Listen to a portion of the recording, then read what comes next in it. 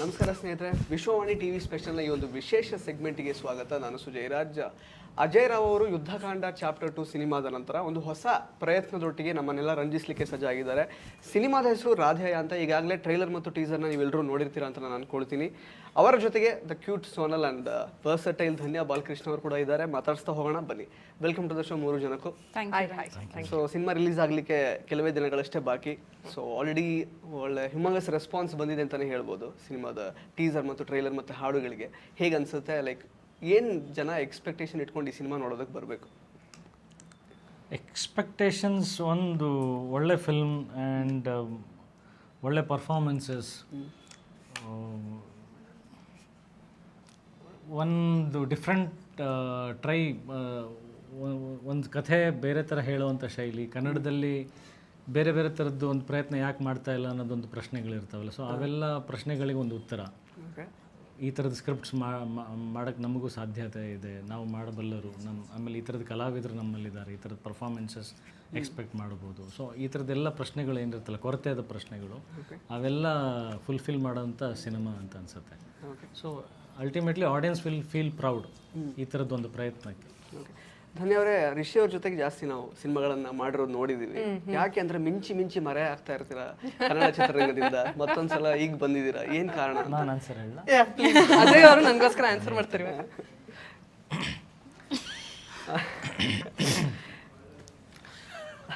ನೋಡಿ, ಕನ್ನಡದಲ್ಲಿ ಒಂದು 4 ಸಿನಿಮಾ ಅವ್ರಿಗೇನೋ ಆಫರ್ ಬಂದಿದೆ, ಅದಷ್ಟು ಒಪ್ಕೊಂಡಿದ್ದಾರೆ ಅವರು.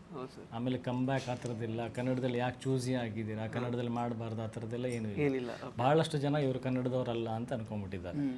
ಇವರು ಪರಭಾಷೆಯಲ್ಲಿ ಆ್ಯಕ್ಟ್ ಮಾಡಬೇಕಾದ್ರೆ ಅಲ್ಲಿಯವರೇ ಅಂತ ಅಂದ್ಕೊಂಡಿದ್ದಾರೆ, ಅಥವಾ ಬೇರೆ ಬೇರೆ ಭಾಷೆಯವರು. ಈ ಥರ ಕನ್ಫ್ಯೂಷನ್ಸ್ ತುಂಬ ಕ್ರಿಯೇಟ್ ಆಗಿಬಿಟ್ಟಿದೆ. ಆದರೆ ಇವರು ಮೂಲತಃ ಕನ್ನಡದವರು, ಮಲ್ಲೇಶ್ವರಂ ಹುಡುಗಿ, ಇಲ್ಲೇ ಹುಟ್ಟಿ ಬೆಳೆದಿರ್ತಕ್ಕಂಥವ್ರು. ಆಯ್ತಾ? ಆಮೇಲೆ ಬಹಳ ಸ್ಪಷ್ಟವಾಗಿ ಕನ್ನಡ ಮಾತಾಡ್ತಾರೆ. ಮನೆ ಅಡ್ರೆಸ್ ನನಗೂ ಗೊತ್ತಿಲ್ಲ, ಮಲ್ಲೇಶ್ವರಂ. ಆಯಿತಾ?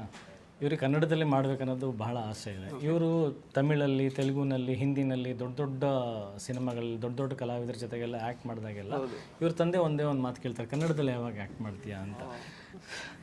ಇವರಿಗೆ ಕನ್ನಡದಲ್ಲಿ ಆ್ಯಕ್ಟ್ ಮಾಡ್ಬೇಕನ್ನೋದು ಆಸೆ ಇದೆ. ಇವ್ರ ಮನೆಯಲ್ಲೂ ಎಲ್ರಿಗೂ ಅದೇ ಆಸೆ ಇರೋದು.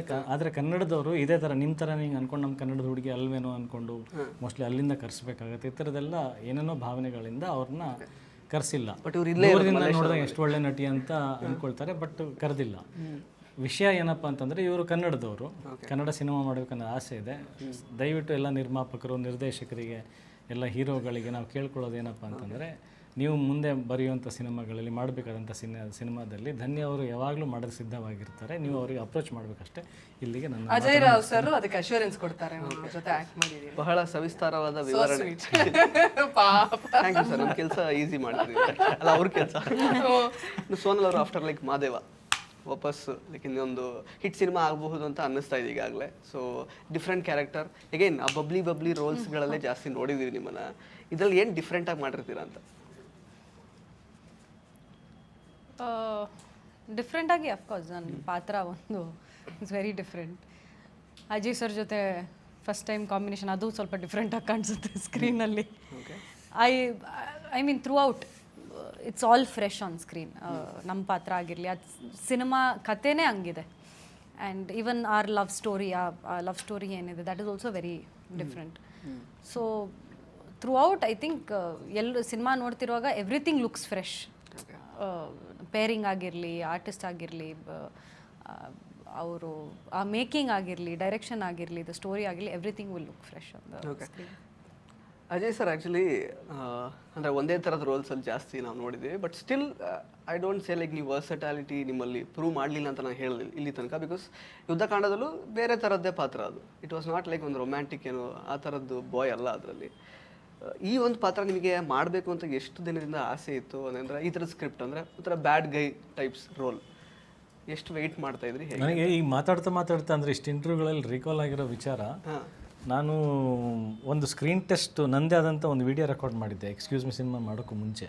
Okay, even before that VHS ಅಂದರೆ ಇದು VCPನಲ್ಲಿ ಹಾಕುವಂಥ ಕ್ಯಾಸೆಟ್ ಬರೋದು ಗೊತ್ತಾ? ಮದುವೆಗೆ ಶೂಟ್ ಮಾಡ್ತಾಯಿದ್ರು ಕ್ಯಾಮ್ರಾ. ಅಲ್ಲಿ ಹಾಸ್ಪಿಟಲ್ನಲ್ಲಿ ಒಬ್ಬ ಫ್ರೆಂಡ್ ಇದ್ದ, ಅವನ ಕಡೆಯಿಂದ ಹೋಗ್ಬಿಟ್ಟು ನಾನು ಒಂದಷ್ಟು ಸಾಂಗ್ಸಿಗೆ ಡ್ಯಾನ್ಸ್ ಮಾಡಿ, ಆ್ಯಕ್ಟ್ ಮಾಡಿ, ಆಮೇಲೆ ಪರ್ಫಾರ್ಮೆನ್ಸಸ್ ಮಾಡಿ, ಅದನ್ನೆಲ್ಲ ಎಡಿಟ್ ಮಾಡಿಸಿ ಅದನ್ನು ಕ್ಯಾಸೆಟಲ್ಲಿ ಸಿ ಡಿ ಅಂದರೆ ವಿಸಿಪಿದ ಕ್ಯಾಸೆಟ್ ಇಟ್ಕೊಂಡು ಓಡಾಡ್ತಾ ಇದ್ದೆ. ಆಮೇಲೆ ಸಿ ಡಿ ಬಂತು, ಸಿ ಡಿ ಕನ್ವರ್ಟ್ ಮಾಡಿಸಿ ಇಟ್ಕೊಂಡಿದ್ದೆ. ಅದರಲ್ಲಿ ಪರ್ಫಾರ್ಮ್ ಮಾಡಿರೋದೆಲ್ಲ ಈ ಥರದ್ದೇ. Bad guy roles. Okay. You've never done the lover boy thing. ಅಲ್ಲ, ಅದನ್ನು ಆ್ಯಕ್ಟ್ ಮಾಡಿದ್ದೀನಿ. ಬಟ್ ತುಂಬ ಪ್ರಾಮಿನೆಂಟಾಗಿ ಕಾಣಿಸೋವಂಥ ಪರ್ಫಾರ್ಮೆನ್ಸಸ್ ಏನೇನು ಅದರಲ್ಲಿ ಸ್ಕ್ರೀನ್ ಟೆಸ್ಟಲ್ಲಿ ಮಾಡಿದ್ನಲ್ಲ ಎಲ್ಲ ಈ ಥರದ ಕ್ಯಾರೆಕ್ಟರ್ಗಳೇ ಇತ್ತು. ಓಕೆ. ಬಟ್ ಅದೇನು ಗೊತ್ತಿಲ್ಲ, ಪ್ರೇಮ್ ಅವ್ರು ಅದು ಅಂದರೆ ಅಷ್ಟು ನಾನು ವೈಬ್ರೆಂಟಾಗಿ ಆ್ಯಕ್ಟ್ ಮಾಡಿದ್ರು ಅದನ್ನ ನೋಡಿದ್ರು ಬಟ್ ಸೆಲೆಕ್ಟ್ ಮಾಡಿದ್ದು ಅವ್ರ ತಲೆನಲ್ಲೇ ಹುಡುಕ್ತಾ ಇದ್ದಿದ್ದು ಆ ಕ್ಯಾರೆಕ್ಟರ್ ಅಲ್ವಾ. ನಾನು ಏನೇ ತೋರಿಸಿದ್ರೆ ಏನೋ ಮಾಡಿದ್ರು ಅವ್ರಿಗೆ ಒಂದು ಮುಗ್ಧತೆ ಅಂತೂ ಕಾಣಿಸ್ತಾ ಇತ್ತು ಅದ್ರಲ್ಲಿ. ಹುಡುಗನಲ್ಲಿ ಒಂದು ಫೈರ್ ಇತ್ತಲ್ಲ, ಏನೋ ಮಾಡ್ಬೇಕನ್ನೋದು. ಆವಾಗ ಅದು ಮೀಸೆ ಗಡ್ಡ ನಾನು ಹೋಗಿದ್ದಂಗೆ ಸ್ವಲ್ಪ ರಗಡಾಗಿ ಅದೆಲ್ಲ ಶೇವ್ ಮಾಡಿಸ್ಬಿಟ್ಟು ಸೈಡಿಗೆಲ್ಲ ಬಾಚಿಸ್ಬಿಟ್ಟು ನಾನು ಶಾರುಖ್ ಖಾನ್ ಥರ ಹೋಗಿದ್ದು. ಒಳ್ಳೆ ಸೆಂಟ್ರಲ್ ಬಾಚ್ಕೊಂಡ್ಬಿಟ್ಟು ಕೂದಲನ್ನೆಲ್ಲ ಫುಲ್ ಸ್ಟೈಲಾಗಿ ಎಲ್ಲ ಲೂಸ್ ಎಲ್ಲ ಶರ್ಟ್ಸ್ ಹಾಕ್ಕೊಂಡು ಹಂಗೆ ಹೋಗಿದ್ದು. ಅವ್ರು ಫುಲ್ ಡಿಸೆಂಟ್ ಬಾಯ್ ಕನ್ವರ್ಟ್ ಮಾಡಿ ಹಂಗೆ ಮಾಡಿದ್ದು. ಸೊ ಅಲ್ಲಿಂದ ಒಂದು ಇಮೇಜ್ ಕ್ರಿಯೇಟ್ ಆಗೋಯ್ತು. ಓಕೆ. ಈ ಆಸೆ ಯಾವಾಗಿಂದ ಇತ್ತು ಅಂತಂದರೆ ನನ್ನ ತಲೆನಲ್ಲಿ ಆ್ಯಕ್ಟರ್ ಅಂದರೆ ಹಂಗೆ ಆ್ಯಕ್ಟ್ ಮಾಡಬೇಕು ಅನ್ನೋದೇ ನನ್ನ ತಲೆನಲ್ಲಿ ಇದ್ದಿದ್ದು ಅವಾಗಿಂದ. ಅಂದರೆ ಯಾರಿಂದನಾದರೂ ಇನ್ಫ್ಲೂಯೆನ್ಸ್ ಆಗಿದ್ರ, ಯಾವ್ದಾದ್ರು ನಟರಿಂದ? ಮೆನಿ ಆ್ಯಕ್ಟರ್ಸ್, ಇವು ಒಬ್ಬರಿಂದ ಅಂತಲೇ ಅಲ್ಲ. ನಾನು ಚಿಕ್ಕವನಿದ್ದಾಗಿಂದ ಅಮಿತಾಬ್ ಬಚ್ಚನ್ ಅವ್ರದ್ದು ಡೈಹಾರ್ಡ್ ಫ್ಯಾನ್ಸ್. ಅಂದರೆ ತುಂಬ ಗಾಢವಾಗಿ ಅಬ್ಸರ್ವ್ ಮಾಡಿ ಆ್ಯಕ್ಟ್ರ್ ಆಗಬೇಕು ಅಂತ ಇನ್ಸ್ಪೈರ್ ಮಾಡಿದಂಥ ವ್ಯಕ್ತಿ ಅಮಿತಾಬ್ ಬಚ್ಚನ್. ನಾನು ಅವ್ರದ್ದು ಹಮ್ ಸಿನಿಮಾ ಅವೆಲ್ಲ ಹಿಂಗೆ ನೋಡಿದೆ. ಅವ್ರ ಎಂಟ್ರಿ ಟೈಮಲ್ಲಿ ಒಂದು ಚೈನ್ ಹಿಡ್ಕೊಂಬಂದು ಸ್ವಿಂಗಲ್ಲಿ ಹಿಂಗೆ ಬಂದು ಬರ್ತಾರೆ, ಅಂತ ಕೂದಲೆಲ್ಲ ಹಿಂಗೆ ಹಾರಿಸ್ತಾರೆ. ನಾ ಥಿಯೇಟ್ರಲ್ಲಿ ಎದ್ದು ನಿಂತ್ಬಿಟ್ಟು ಫುಲ್ ಕುಣಿತಾ ಇದ್ದೆ. ನಮ್ಮ ತಂದೆ ಎಳೆದ್ಬಿಟ್ಟು ಕೂಡ್ಸೋರು ನನ್ನ. ಹಂಗೆ ಇದ್ದಿದ್ದು. ಸೊ ವೈಬ್ರೆಂಟ್ ಆಗಿ ಪರ್ಫಾರ್ಮೆನ್ಸಸ್ ಮಾಡ್ಬೇಕನ್ನೋದು ಮುಂಚೆಯಿಂದನೂ ಆಸೆ ಇತ್ತು ನನಗೆ. Okay, nice sir. ಇವಾಗ ನಂಗೆ ಟ್ರೈಲರ್ ನೋಡಿದಾಗ ಒಂದು ಅರ್ಥ ಆಗಿಲ್ಲ, ಅಂದರೆ ತನ್ನ ಲವ್ಗೋಸ್ಕರ ಈ ಥರ ಎಲ್ಲ ಮಾಡ್ತಾ ಇದ್ದಾನೆ ಅನ್ನೋ ಥರ ಎಲ್ಲ ಆ್ಯಕ್ಚುಲಿ ತೋರಿಸಿದ್ದು ಕ್ಯಾರೆಕ್ಟರೈಸೇಷನ್. ಬಟ್ ಅಂದರೆ ಎಗೇನ್ ಸೈಕೋ ಕಿಲ್ಲರಾ ಅಥವಾ ಏನು ಸೀರಿಯಲ್ ಕಿಲ್ಲರ್, ಅದು ಮೂರು ಬರುತ್ತಲ್ಲ actually. Psycho killer, serial killer, ಅಥವಾ ಇವನೇನೋ ಬೇರೆ ಥರನೇ ಏನೋ ಪ್ಲ್ಯಾನ್ಸ್ ಇದೆ ಅವನಿಗೆ ತನ್ನ ಲವ್ಗೋಸ್ಕರ ಮಾಡ್ತಿರೋ ಅಂತ. ಎಕ್ಸಾಕ್ಟ್ಲಿ ಏನು ಹೇಳೋದಕ್ಕೆ ಹೊರಟಿರೋದು? ರಿಯಲ್ ಲೈಫಿಂದ ಏನಾದರೂ ಇನ್ಸ್ಪೈರ್ ಆಗಿದೆ ಇದು ಕಥೆ? ಇಲ್ಲ, ಲವ್ಗೋಸ್ಕರನೇ ಮಾಡ್ತಾ ಇದ್ದೇನೋ ಇಲ್ವೋ ಅನ್ನೋದು ಸ್ಟಿಲ್ ಅದು ಪ್ರಶ್ನೆನೇ. ಅದ್ರದ್ದು ಕ್ಲಾರಿಫಿಕೇಶನ್ ನಾನು ಈಗಲೇ ಕೊಡೋಕ್ಕೆ ಹೋಗಲ್ಲ. ಮೇ ಬಿ ಇರ್ಬೋದು, ಮೇ ಬಿ ಇಲ್ಲದೇನೂ ಇರ್ಬೋದು, ಗೊತ್ತಿಲ್ಲ. ಬಟ್ ವೆರಿ ಸೀರಿಯಸ್ಲಿ ಒಂದೇ ಕಾರಣಕ್ಕೆ ಅನ್ನೋದು ಖಂಡಿತ ಅಲ್ಲ. ಅದು ಏನು ಯಾಕೆ ಅನ್ನೋದು ನಾನು ಇವ್ರಿಗೆ ನರೇಟ್ ಮಾಡ್ತಿದ್ದೀನಿ ಕಥೆ. ಆ ಕಥೆನಲ್ಲಿ ಇವರು ಮುಖ್ಯ ಪಾತ್ರವಾಗಿದ್ದಾರೆ. ಬಟ್ ಯಾವುದೇ ಒಂದು ಪರ್ಟಿಕ್ಯುಲರ್ ವಿಚಾರಕ್ಕೆ ನಾನು ಕೊಲೆ ಮಾಡ್ತಿದ್ದೀನಿ ಅನ್ನೋದಲ್ಲ. ಬಟ್ ಸರಣಿ ಕೊಲೆಗಳನ್ನು ಮಾಡಿದ್ದಾನೆ, ಒಂದು 35-36 ಕೊಲೆಗಳನ್ನ ಮಾಡಿದ್ದಾನೆ. ಅದಕ್ಕೆ ಅವನದೇ ಆದಂಥ ಕೆಲವೊಂದು ಜಸ್ಟಿಫಿಕೇಷನ್ಸ್ಗಳಿದ್ದಾವೆ. ತನ್ನನ್ನು ತಾನು ಅದಕ್ಕೆ ಅಂದರೆ ಸಮರ್ಥಿಸ್ಕೊಳ್ಳೋವಂಥ ರೀತಿ ಬೇರೆ ಥರ ಇದೆ. ಅದು ಲೇಟ್ರ್ ಆನ್ ಅಂದರೆ ಆಡಿಯನ್ಸು ಜಸ್ಟಿಫಿಕೇಷನ್ ಕೊಡಬೇಕು, ಕಥೆ ಕೇಳ್ತಿರೋರು ಜಸ್ಟಿಫಿಕೇಷನ್ ಕೊಡಬೇಕು. ಅವನಿಗೆ ಅಂದರೆ ರಾಕ್ಷಸನ ದೇವರ, ಅದು ಲಾಸ್ಟಿಂಗ್ ನಿರ್ಧಾರ ಆಗಬೇಕಾಗಿರ್ತಕ್ಕಂಥ ವಿಷಯ. ಅದೇ ಸಿನಿಮಾ. ಓಕೆ, ಇನ್ನು ಧನ್ಯ ಅವ್ರಿಗೆ ಮತ್ತು ಸೋನಲ್ ಅವ್ರಿಗೆ, ಅಂದರೆ until like first teaser release ಆಗೋ ತನಕ ಈ ಥರದೊಂದು ಸಿನಿಮಾ ಬರ್ತಾ ಇದೆ ಅಂತಲೇ ನಮಗೆ ಗೊತ್ತಿರಲಿಲ್ಲ. ಸೊ ಯಾವ ಗ್ಯಾಪಲ್ಲಿ ಆಯ್ತು ಈ ಸಿನಿಮಾ? ಯಾವಾಗ ನೀವು ಆನ್ ಬೋರ್ಡ್ ಬಂದ್ರಿ ಅದ್ರ ಬಗ್ಗೆ ಎಲ್ಲ ಹೇಳೋದಾದ್ರೆ? You want to go first Sonal? No, you ನನಗೆ ಅವರು ಅದೇ ನಾನು ಅವಾಗ ಹೈದರಾಬಾದಲ್ಲಿ ಒಂದು ತೆಲುಗು ಅಜಯ್ ಸರ್ ಏನು ಹೇಳಲ್ಲ, ನೀವೇ ಹೇಳಿ. ಅದೇ ನಾನು ಹೇಳ್ತೀನಿ. ಹೊಸ ಕ್ವೆಶನ್ ಕೇಳಿದ್ದೀರಲ್ಲ ಅದಕ್ಕೆ. ಅದೇ ವೇದವರು ನನ್ನ ಐ ಥಿಂಕ್ ಬೇರೆ ಲ್ಯಾಂಗ್ವೇಜಸ್ ನಂದು ಸಿನಿಮಾನೆಲ್ಲ ನೋಡಿದ್ದಾರೆ. ಸೊ ನಾನು ಈ ರೋಲ್ಗೆ ಸೂಟ್ ಆಗ್ತೀನಿ ಅಂತ ಅವ್ರಿಗೆ ಅನಿಸ್ತೋ ಏನೋ ಗೊತ್ತಿಲ್ಲ. ಆ್ಯಂಡ್ ಅದೇ ಫೋನ್ ಮಾಡಿ ಈ ಥರ ಒಂದು ಕನ್ನಡ ಸಿನಿಮಾ ಇದೆ ಅಂದರು. ನಾನು ಅದಕ್ಕೆ ಆ್ಯಕ್ಚುಲಿ ಆವಾಗಲೇ ಓಕೆ ಅಂದ್ಬಿಟ್ಟೆ. ಓಕೆ, ಕನ್ನಡ ಸಿನಿಮಾ ನನಗೆ ಬರೋದೇ ಅಪರೂಪ, ಬಂದಿದ್ದೆಲ್ಲ ತೊಗೋಬೇಕು ಅಂತ ಒಂದು ಝೋನಲ್ಲಿದ್ದೆ ನಾನು. ಸೊ ಅವರು ಹೇಳಿದಾಗ I took it up almost immediately. And ಅದಾದಮೇಲೆ ಅವರು ಕತೆ ಬಗ್ಗೆ ಹೇಳಿದ್ರು, ನನ್ನ ಕ್ಯಾರೆಕ್ಟರ್ ಬಗ್ಗೆ ಒಂದು ಚೂರು ವಿವರಣೆ ಎಲ್ಲ ಕೊಟ್ಟಾಗ ತುಂಬ ಅದ್ಭುತವಾದ ಕ್ಯಾರೆಕ್ಟರ್ ನಂದು, ತುಂಬ ಚೆನ್ನಾಗಿದೆ ಆ್ಯಕ್ಚುಲಿ. ನಾನು ಅದೇ ಎಲ್ಲರೂ ಹೇಳ್ತಾರೆ ಇನ್ನೂ ನಾನು ನನ್ನ ಕೆರಿಯರಲ್ಲೇ ಮಾಡದೇ ಇರೋವಂಥ ಒಂದು ಪಾತ್ರ ಇದು ಅಂತೆಲ್ಲ ಹೇಳ್ತಾರೆ. ಬಟ್ ನಾನು ನಿಜವಾಗ್ಲೂ I mean it when I say that ಈ ಥರ ಒಂದು ವಿಭಿನ್ನವಾದ ಪಾತ್ರ ನಾನು ಮಾಡೇ ಇಲ್ಲ. ಅಷ್ಟು ರಹಸ್ಯಗಳು ಅದರಲ್ಲಿ, ಈ ಕ್ಯಾರೆಕ್ಟರ್ಗೆ ಅಷ್ಟೊಂದು ಸೀಕ್ರೆಟ್ಸ್ ಎಲ್ಲ ಅನ್ರಾವೆಲ್ ಆಗುತ್ತೆ. ಆ್ಯಂಡ್ ಪರ್ಫಾರ್ಮೆನ್ಸ್ಗೆ ಅಷ್ಟೊಂದು ಸ್ಕೋಪು. ಆ್ಯಂಡ್ ಅಜಯ್ ಸರ್ ಜೊತೆ ಯೂಶಲಿ ನಮ್ಮ ಕೋ ಆ್ಯಕ್ಟರ್ ಜೊತೆ ತುಂಬ ಸೀನ್ಸ್ ಇರಲ್ಲ. ಲೈಕ್ ಒಂದು ಹೀರೋ ಜೊತೆ ಒಂದು ಅಂದರೆ ಇದರಲ್ಲಂತೂ ಇಡೀ ಸಿನಿಮಾನಲ್ಲಿ ವಿ ಆರ್ ಹ್ಯಾವಿಂಗ್ ಕಾನ್ವರ್ಸೇಷನ್. ಅಂದರೆ ನಾವಿಬ್ರು ಮಾತಾಡ್ತಾ ಇರ್ತೀವಿ, ಒಂದು ಇಂಟರ್ ಕಟ್ ಹೋಗುತ್ತೆ, ಅವ್ರ ಕತೆ ಹೇಳ್ತಾ ಇರ್ತಾರೆ, ಅದು ಅಲ್ಲಿ ವಿಜುವಲ್ಸ್ ಬರ್ತಾ ಇರುತ್ತೆ.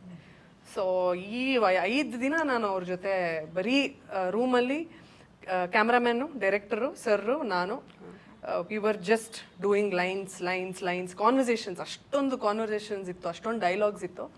ಆ ಥರದ್ದು ನಾನು ಯಾವುದೂ ಮಾಡೇ ಇಲ್ಲ. So it was a very intense 5 day workshop ಥರನೇ ಮಾಡಿದ್ವಿ ನಾವು ಆ ಶೂಟಿಂಗು. ನಾನು ತುಂಬ ಇಷ್ಟಪಟ್ಟು ತುಂಬ ಸ್ಕೂಲ್ಗೆ ಹೋಗ್ಬೇಕಾದ್ರೆ ಇಷ್ಟ ಆಗುತ್ತಲ್ಲ, ಇವತ್ತು ಜಾಸ್ತಿ ಓದಕ್ಕೇನು ಇಲ್ಲ, ಮಜಾ ಮಾಡ್ಬೋದು ಅಂತ ಒಂದು ಖುಷಿ ಇರುತ್ತಲ್ಲ, ಆ ಎಕ್ಸೈಟ್ಮೆಂಟಲ್ಲಿ ನಾನು ಹೋಗಿ ವರ್ಕ್ ಮಾಡಿದ್ದು ಆ 5 days. I felt very happy. It was just pure bliss to work with somebody as professional as him. Okay, Sonal ಅವರು ಯಾವಾಗ ಅಂದರೆ ಆನ್ ಬೋರ್ಡ್ ಆದ್ರಿ, ಯಾವ ಗ್ಯಾಪಲ್ಲಿ ಆಯಿತು, ಹೇಗೆ ಅಂತ? ಮದುವೆಗಿಂತ ಮುಂಚೆನೇ ಶುರು ಆಯ್ತಾ ಇದು ಶೂಟಿಂಗ್ ಎಲ್ಲ ಹೇಗೆ? ಆಯ್ತು, ಮದುವೆ ಮುಂಚೆನೇ ಶುರು ಆಗಿತ್ತು. ಅದೇ ಡೈರೆಕ್ಟ್ರೆ ಮನೆಗೆ ಬಂದು ಹೀ ಸ್ಪೋಕ್ ಟು ಮೀ. ಆ್ಯಂಡ್ ನಾನು ಜಾಸ್ತಿ ಟೈಮ್ ತಗೊಂಡಿಲ್ಲ, ಇಲ್ಲ ನಾಳೆ ಹೇಳ್ತೀನಿ ಇದು ಅದು ಇಲ್ಲ. ನನ್ನ ಕೆಲಸ ಬಂದಾಗ I will never want to see no. ಒಂದು ಅದು ಓಕೆ, ಅಫ್ಕೋರ್ಸ್ ಸ್ಕ್ರಿಪ್ಟ್ ಚೆನ್ನಾಗಿತ್ತು, ಅದೆಲ್ಲ ಇತ್ತು, ಬಟ್ ಅಪಾರ್ಟ್ ಫ್ರಮ್ ದ್ಯಾಟ್ ನನ್ನ ಕೆಲಸ ಬಂದಾಗ I never push it, I grab it. So ಅದು ಐ ಡಿಂಟ್ ಟೇಕ್ ಟೈಮ್. ಅಲ್ಲೇ ಮನೆಗೆ ಬಂದರೂ ಓಕೆ ಆಯಿತು. And we went on floors ಅದು. ಆ್ಯಂಡ್ ಇನ್ನೊಂದು ಸ್ಪೆಷಲ್ ಅನಿಸಿದ್ದು ನನಗೆ ಈ ಸಿನಿಮಾದ ಏನಂದರೆ, ನನ್ನ ಮದುವೆ ಆದಮೇಲೆ ಫಸ್ಟ್ ಟೈಮ್ ಕ್ಯಾಮ್ರಾ ಫೇಸ್ ಮಾಡಿರೋದೇ ನಾನು ರಾಧೆಯಲ್ಲಿ. This the first cinema that I shot after marriage. ನಾವು ಹನಿಮೂನ್ ಮುಗಿಸ್ಕೊಂಡು I think in 1 week I came back to the set. And ಅಲ್ಲಿನೂ ಜಸ್ಟ್ ಮ್ಯಾರಿಡ್ ಲುಕ್ಕೇ ಇದ್ದಿದ್ದು ನನಗೆ. ಸೊ ದಟ್ ಮ್ಯಾರೇಜ್ ಗ್ಲೋ ಎಲ್ಲ ಹಂಗೆ ಇತ್ತು. And it work for the film as well. ಹೌದು, I mean that was the scene. Even in real life I was just married. On ಸ್ಕ್ರೀನೂ just married feel ಅದು throughout. So ಆ marriage, ನಾನು just married glow ಹಂಗೆ ಇತ್ತಲ್ಲ, so it work for the film as well. Nice. ಈಗ 3 ಜನಕ್ಕೂ like which is that one like psycho thriller film ಅಂದರೆ ನಿಮಗೆ ತುಂಬ ಕಾಡಿದ್ದು ಅಥವಾ ಇಂಪ್ಯಾಕ್ಟ್ ಮಾಡಿರೋದು, ನಿಮ್ಮ ತಲೆಯಲ್ಲಿ ಈಗಲೂ ಉಳ್ಕೊಂಡಿರೋದು? I think for me it is this Tamil film Rakshasan. That is also there. Okay, ನನಗೆ no country for old man.